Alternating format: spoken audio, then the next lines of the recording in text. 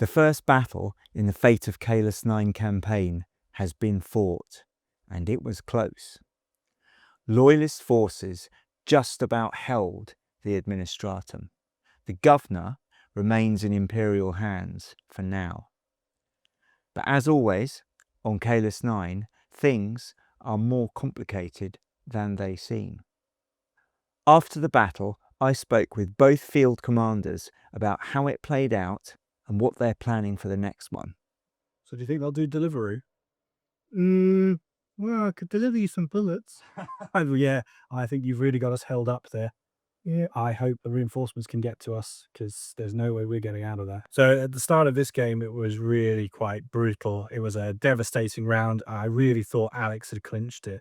I was looking at, half of my army gone, and he had me really on the back foot. And it was that Hail Mary of me able to grab one of his squads, get the governor out the top floor and get him into that safe room that really allowed me to just pull it out the bag at the end and get those victory points.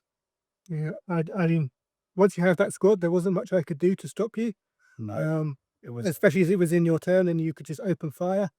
And you had your little sneaky Terminators hiding in the lift. And those sun guns were epic, weren't they? Well, It just lit the place up. I think I did the right thing of sending those Terminators away, because if they'd been on that ground floor at the beginning, I wouldn't have been able to take out nearly as many of your guys. Yeah, no, that's very true. Yeah, they were very quick to get there. So yeah, but yeah, it was a Slaanesh approves.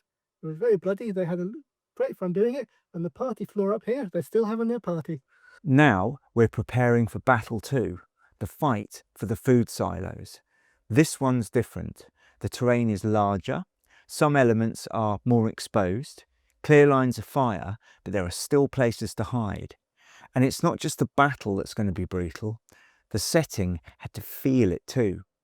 For this game, we're using a set of Manufactorum terrain kindly lent to me by one of my friends. He'd already undercoated it with a really nice steel effect, which gave me a great base to work from.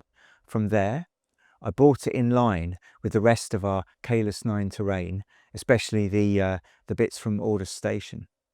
I used that same sponge-on-chip masking technique, but this time I went for a green tint rather than the blue that we used before. That way, it complements the Ordus Station terrain, but it still stands on its own if we need it in another setting. Simple tweaks, but they tie it into the world, and that's what matters. In this upcoming battle, the Loyalist forces will deploy first in defence. But if the last game taught us anything, it's that loyalty on Kaelus IX can shift without warning. Some units may switch sides mid-battle, just like they did in the Administratum.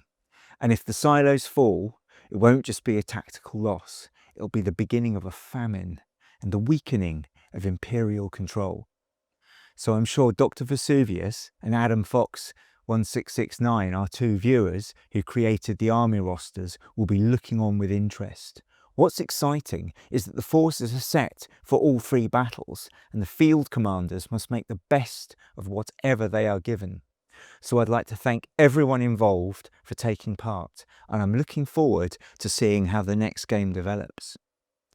We've had one victory for the Emperor. The next battle will decide if that momentum holds or if chaos claws it back.